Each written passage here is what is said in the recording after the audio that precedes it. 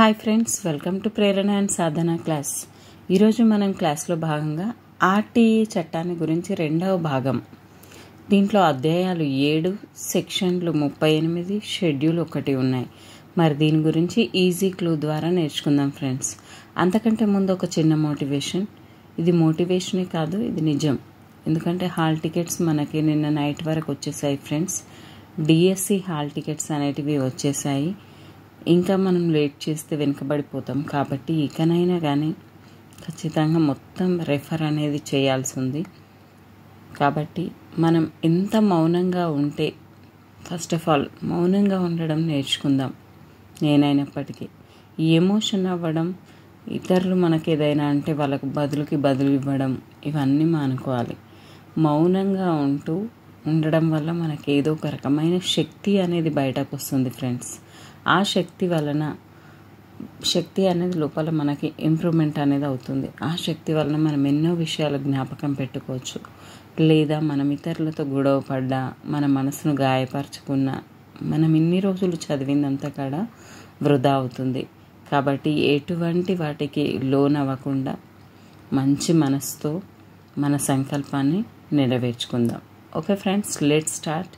దీన్ని మనం క్లూస్ ద్వారా నేర్చుకుందాం. చూడండి ఏ విధంగా ఉంటుందో. Okay friends, let's start.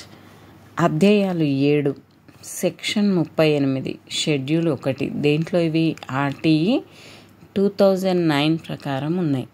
మరి ఎన్ని ఉంటాయి, సెక్షన్లు ఎన్ని ఉంటాయి, ఇదెన్ని ఉంటాయి, అదెన్ని ఉంటాయి అని కూడా అడిగే ఛాన్సెస్ ఉంది. కాబట్టి అధ్యాయం 1 మరి మనకేం చెప్తుంది? ఉపోద్ఘాతం తెలియజేస్తుంది. అధ్యాయం 1 ఏం చేస్తుంది? ఉపోద్ఘాతం. ఏ టెక్స్ట్ బుక్ అయినా చూడండి, ముందర మనకి ఇండెక్స్లో ఉంటుంది కదా, ఫస్ట్ ఉపోద్ఘాతమే ఉంటుంది. కాబట్టి ఆ విధంగా గుర్తుపెట్టుకోండి. మొదటిది ఉపోద్ఘాతము. 1, 2 సెక్షన్లు దీంట్లో ఉంటాయి. మొత్తం ఎన్ని సెక్షన్లు ఉన్నాయి? 2 సెక్షన్లు ఉన్నాయి. 1 మరియు 2, మొత్తం 2 సెక్షన్లు. ఉపోద్ఘాతం అయిపోయింది. ఆ తర్వాత ఏమున్నాయి? అధ్యాయం 2, ఆర్టీఈ నిర్వచనాలు. ఇప్పుడు విద్య గురించి కానీ ఇంకా ఏ టాపిక్ తీసుకున్నా కానీ పిఐఈలు ఫస్ట్ దాని టాపిక్ ఉంటుంది, అంటే ఉపోద్ఘాతం. ఆ తర్వాత నిర్వచనాలు ఉంటాయి. కాబట్టి ఆ విధంగా గుర్తుపెట్టుకోండి. నిర్వచనాలు ఎన్ని ఉన్నాయి? 3వ సెక్షన్ నుంచి 5వ సెక్షన్ వరకు ఉన్నాయి. మొత్తం ఎన్ని సెక్షన్లు? మరి 3 సెక్షన్లు అవుతాయి అవి. మరి అధ్యాయం 3, పాఠశాల నిర్వహణ. నిర్వచనాలు అయిపోయినాయి కదా. మరి పాఠశాల నిర్వహణ ప్రభుత్వాలు, అదేవిధంగా మరియు తల్లిదండ్రుల బాధ్యత. 3వ సెక్షన్లో నిర్వహణ ప్రభుత్వాలు, పాఠశాల నిర్వహణ ప్రభుత్వాలు మరియు తల్లిదండ్రుల బాధ్యత. ఇవేనున్నాయి 6 నుంచి 11, మొత్తం 6 సెక్షన్లు. మనము ఉచిత నిర్బంధ విద్యను నేర్పించాలి అంటే 6 నుంచి 14. కానీ ఇక్కడ మనం 3వ అధ్యాయంలో 6 నుంచి 11 అని చదువుకోండి. మొత్తం 6 సెక్షన్లు అని గుర్తుపెట్టుకోండి. ఫస్ట్ది ఉపోద్ఘాతము, తర్వాత ఈ నిర్వచనాలు, తర్వాత ప్రభుత్వము మరియు తల్లిదండ్రుల యొక్క బాధ్యత. ఆ తర్వాత అధ్యాయం 4 ఏం చెప్తుంది? పాఠశాలలు మరియు ఉపాధ్యాయుల యొక్క బాధ్యత. ఉపాధ్యాయుల గురించి చెప్తుంది. పాఠశాలలు మరియు ఉపాధ్యాయుల గురించి చెప్తుంది. అంతకుముందేమో ప్రభుత్వము తల్లిదండ్రులు ఉంది కదా, ఇప్పుడేమో పాఠశాలలు ఉపాధ్యాయులు. ఎన్నో నుంచి ఎక్కడి వరకు? 11 వరకు పైన అయిపోయినాయి. కాబట్టి 12 నుంచి 28 వరకు మొత్తం 17 ఉన్నాయి. 12 నుంచి 28 వరకు మొత్తం 17 ఉన్నాయి. ఆ తర్వాత అధ్యాయం 5, పాఠ్య ప్రణాళికలు మరియు పాఠ్య పుస్తకాలు. చాలా ఇంపార్టెంట్ కదా ఇవన్నీ కూడా. ధ్రువపత్రాల జారీ. పాఠ్య ప్రణాళికలు, పాఠ్య పుస్తకాలు, ధ్రువపత్రాల జారీ. మరి ఏవి? 29 నుంచి 30 వరకు మొత్తం 2 ఉన్నాయి. ఎక్కువ అధ్యాయాలు ఎక్కడున్నాయి? అధ్యాయంలో 4వ అధ్యాయంలో మాత్రం 17 ఉన్నాయి ఫ్రెండ్స్. నెక్స్ట్ అధ్యాయం 6, ఆర్టీఈకి సంబంధించిన సంస్థలు. 31 నుంచి 34 వరకు మొత్తం 4 ఉన్నాయి. అధ్యాయం 7 మరి ఇతర అంశాలు 35 నుంచి 38 వరకు మొత్తం 4 ఉన్నాయి ఫ్రెండ్స్.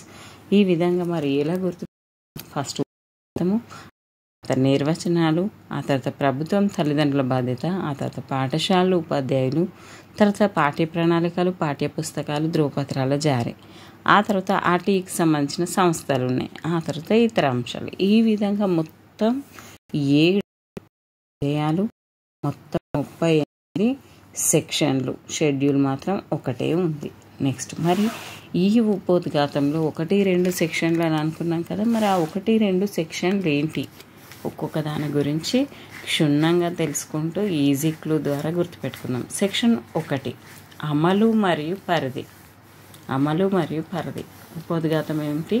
అమలు మరియు పరిధి. మరి అమలు ఎప్పుడైంది? ఇది 2010 ఏప్రిల్ 1 నుండి అమల్లోనికి వచ్చింది. మరి పరిధి అమల్లోనికి వచ్చినప్పుడు 27 రాష్ట్రాలు, 7 కేంద్రపాలిత ప్రాంతాలు ఉన్నాయి. అప్పుడు అమలు కాని రాష్ట్రం జమ్మూ కాశ్మీర్. అయితే ఈ చట్టం అమల్లోనికి వచ్చిన తర్వాత ఏర్పడిన రాష్ట్రం తెలంగాణ. అదేవిధంగా కేంద్రపాలిత ప్రాంతాలు జమ్మూ కాశ్మీర్ అండ్ లడాక్. ప్రస్తుతం 28 రాష్ట్రాలు, 8 కేంద్రపాలిత ప్రాంతాలు ఉన్నాయి మనకి ఇండియాలో. ఫస్ట్ అంతా కూడా అమలు పరిధి, ఎక్కడెక్కడ అమలు అవుతుంది, ఎక్కడెక్కడ అమలు కావట్లేదు అనే దాని గురించి ఉంది. నెక్స్ట్ మరి సెక్షన్ 2 భావనలు. భావన గుర్తుపెట్టుకోండి, భావ 2 కాబట్టి 2 అక్షరాలు భావ. బడి అనగా ఏంది? మరి దీని యొక్క భావనలు ఒక్కొక్క దాని గురించి వివరణ ఇవ్వడం జరిగింది. బడి అనగా ప్రభుత్వం చేత గుర్తింపు పొంది ఉండి విద్యను అందించేది. నెక్స్ట్ బడులు అంటే ఏంటి? మరి ప్రభుత్వం చేత గుర్తింపు పొంది ఉండి విద్యను అందించేదాన్ని బడి అంటాం. మరి బడులు అంటే ప్రభుత్వం చేత గుర్తింపు పొంది ఉండి వివిధ యాజమాన్యాల ఆధ్వర్యంలో విద్యను అందించేది.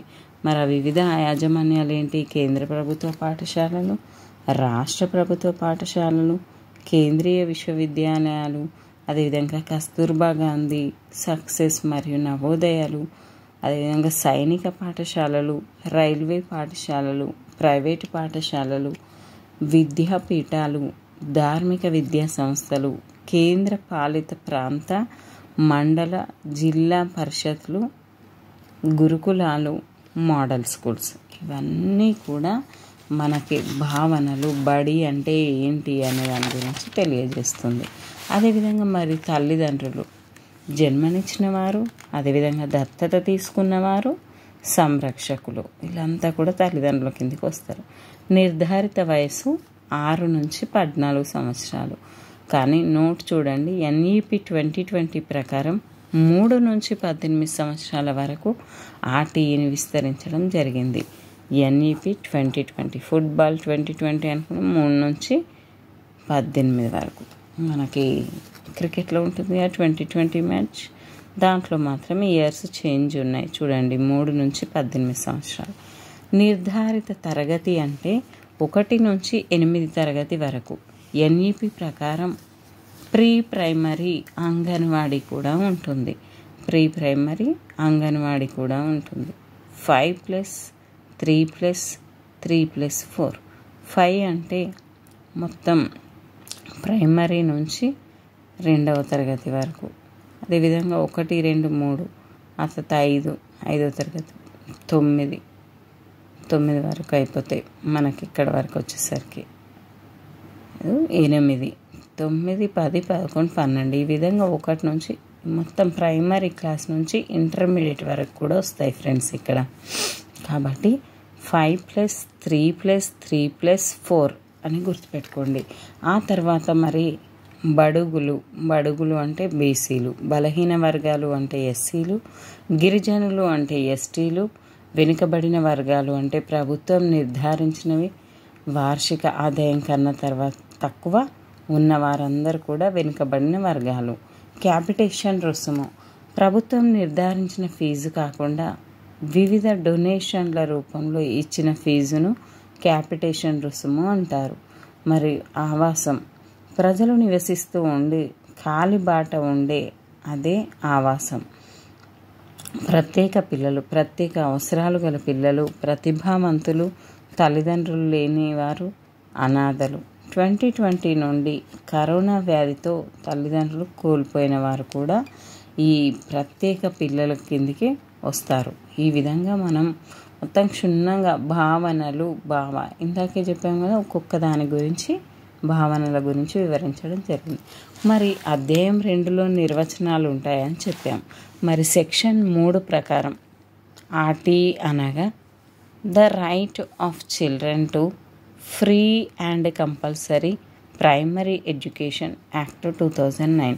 ఇక్కడ సెక్షన్ 3 ఫ్రీ ఈ విధంగా గుర్తుపెట్టుకోండి. రైట్ టు ఎడ్యుకేషన్ ఏం చెప్తుంది? Free and compulsory. ఫ్రీ ఈ విధంగా సెక్షన్ 3 ఫ్రీ గురించి చెప్పింది. నెక్స్ట్ సెక్షన్ 4 పాఠశాలలో ప్రవేశాలు, ఎంటర్ అవ్వడం. మరి ఫస్ట్ దీన్ని 6 నుంచి 14 సంవత్సరాల పిల్లలకు ఫ్రీ అనేది ఇవ్వడం జరిగింది కదా. మరి ఫ్రీ ఇస్తున్నాం కానీ పాఠశాలలో ఎంటర్ చేయాలి కదా, వాళ్ళని ఎంటర్ చేయడం అనేది 4. 6 నుంచి 14 సంవత్సరాల లోపు బాలబాలికలందరూ కూడా పాఠశాలలో కొనసాగేటట్లు చూడడం ప్రతి భారతీయుని యొక్క బాధ్యత. ఎంటర్ చేయడం అనేది 4. మరి నోట్, ఈ చట్టం ప్రకారం విద్యా సంవత్సరంలో పాఠశాల పని రోజుల్లో ఎప్పుడైనా అడ్మిషన్ పొందిన సాధారణంగా జూన్ నుండి ఆగస్టు 31 వరకు ఉంటుంది. నోట్, 2011 సంవత్సరంలో ఆర్థికంగా వెనుకబడిన తల్లిదండ్రులకు చెందిన పిల్లలకు 14 సంవత్సరాల పైబడి ఉన్న విద్యా ప్రవేశాలు కల్పించాలి అని సుప్రీంకోర్టు తీర్పునిచ్చింది. అంటే దీనికి అర్థం ఏంటంటే పిల్లలు ఎప్పుడు వచ్చినా కానీ మనం ఎంటర్ అనేది చేసుకోవాలి, తిరస్కరించకూడదు. సెక్షన్ 4 అది చెప్తుంది ఎంటర్ అనేది. నెక్స్ట్ సెక్షన్ 5 పిల్లవానికి పాఠశాల నచ్చకపోతే విద్యార్థి బదిలీ కోరినచే వెంటనే టీసీ ఇవ్వాలి. అంటే 4th ఎంటర్, ఆ తర్వాత ఎగ్జిట్. పిల్లవానికి పాఠశాల నచ్చలేదు అనుకోండి, వాడికి బదిలీ అంటే టీసీ సర్టిఫికేట్ ఇవ్వమంటే ఖచ్చితంగా ఇచ్చేసేయాలి. నెక్స్ట్ అధ్యాయం 3 మరి సెక్షన్ 6 గురించి. సెక్షన్ 6 ఏం చెప్తుంది? ప్రతి ఆవాసంలో పాఠశాలను నిర్మించాలి. ప్రాథమిక పాఠశాల అనేది 1 కిలోమీటర్ పరిధిలో ఉండాలి. అంటే 1 నుంచి 5 తరగతుల వరకు కూడా 1 కిలోమీటర్ పరిధిలోనే ఉండాలి. అదేవిధంగా ఉన్నత పాఠశాల అంటే 6 నుంచి 8 తరగతుల వారికి 3 కిలోమీటర్ల దూరంలో ఉండొచ్చు. 6 నుంచి 8 తరగతుల వారికి 3 నుంచి 8 కిలోమీటర్లు. మరి ఏపీ ఆర్టీ యాక్ట్ 2010 ప్రకారం ప్రాథమిక పాఠశాలలో 1 నుంచి 5వ తరగతి వరకు 1 కిలోమీటరు, ప్రాథమికోన్నత పాఠశాల 1 నుంచి 7వ తరగతి వరకు 3 కిలోమీటర్లు, ఆ తర్వాత ఉన్నత పాఠశాల అంటే 6 నుంచి 10వ తరగతి వరకు 5 కిలోమీటర్ల చొప్పున ఏపీ ఆర్టీ యాక్ట్ ప్రకారం ఉంది ఫ్రెండ్స్. నోట్, చట్టం అమల్లోకి వచ్చినప్పుడు ఆవాసంలో పాఠశాల లేనట్లయితే 3 సంవత్సరాలలోగా అంటే 2013 ఏప్రిల్ 1 నాటికి ఆవాసంలో పాఠశాలను నిర్మించాలి. 3 సంవత్సరాల్లోకి కదా, 2010కే వచ్చింది కాబట్టి 2013 వరకు దీన్ని ఫిల్ చేయాలి అని అర్థం. అక్కడ కూడా స్కూల్ అనేది స్థాపించాలి. నోట్, ఆవాసంలో పాఠశాలను నిర్మించేవారు సమీప పాఠశాలకు వెళ్ళి చదువుకోవడానికి ప్రభుత్వం కల్పించాలి. మరొకవేళ లేకపోతే దూరానైనా కానీ వెళ్ళి చదువుకునేటట్టు చూడాలి ప్రభుత్వం అనేది. మరి సెక్షన్ 7 పాఠశాల స్థాపనలో కేంద్ర రాష్ట్ర ప్రభుత్వాల బాధ్యత. ఈ కేంద్ర రాష్ట్రాల ప్రభుత్వాల బాధ్యత అనేది ఏడ్చినట్టుగా ఉండకుండా వాటి ప్రభుత్వం యొక్క బాధ్యతను సక్రమంగా పాటించాలి. మరి కేంద్రం ఎంత నిష్పత్తిలో ఇస్తుంది? 65, రాష్ట్రం అయితే 35. ప్రస్తుతం మాత్రం ఇది ఏర్పడినప్పుడు ఇది 65-35గా ఉంది రౌండ్ ఫిగర్గా. ఇప్పుడు ప్రస్తుతం 68-32 పనులు రాలుతాయి రాష్ట్ర ప్రభుత్వానికి సరిగా నిర్వహించకపోతే అని గుర్తుపెట్టుకోండి. నోట్, దేన్ని కించపరచడానికి కాదు ఫ్రెండ్స్, మనకు గుర్తుండడానికి మాత్రమే ఈ క్లూస్. నోట్, కేంద్రం ఈశాన్య రాష్ట్రాలకు 90% 10 రాష్ట్ర ప్రభుత్వం ఇస్తుంది. ఆర్టికల్ 41 ప్రకారంగా ఇస్తుంది. సెక్షన్ 8 రాష్ట్ర ప్రభుత్వం బాధ్యత. ఇందాక చూసాం కదా కేంద్ర రాష్ట్ర ప్రభుత్వం ఎంత నిష్పత్తిలో ఇస్తుందని స్థాపన గురించి. మరి నెక్స్ట్ 8 ప్రకారం రాష్ట్ర ప్రభుత్వం బాధ్యత. ఆ తర్వాత సెక్షన్ 9 ప్రకారం పాఠశాల వనరుల నిర్వహణ స్థానిక ప్రభుత్వ బాధ్యత. అదేవిధంగా సెక్షన్ 10 ప్రకారం ఇప్పుడు ఏమైంది? రాష్ట్ర ప్రభుత్వం బాధ్యత అయిపోయింది 8 ప్రకారం. 8 రాష్ట్రం. 9 పాఠశాలలో నిర్వహణలో స్థానిక ప్రభుత్వ బాధ్యత. ఫస్ట్ రాష్ట్రం అయిపోయిన తర్వాత స్థానిక ప్రభుత్వాలు. ఆ తర్వాత సెక్షన్ 10 పాఠశాలను పిల్లలకు పంపించడం అనేది తల్లిదండ్రుల బాధ్యత. 10వ తరగతిలో ఎట్లయినా మనం తల్లిదండ్రులు చాలా బాధ్యత తీసుకోవాలి కాబట్టి ఆ విధంగా తీసుకోండి. 10 అంటే పాఠశాల పిల్లలను పంపించడం తల్లిదండ్రుల బాధ్యత అని గుర్తుపెట్టుకోండి. మిగిలినవన్నీ కూడా నెక్స్ట్ క్లాస్లో పార్ట్ 3గా చెప్పుకుందాం friends. Thank you everyone. Keep smiling.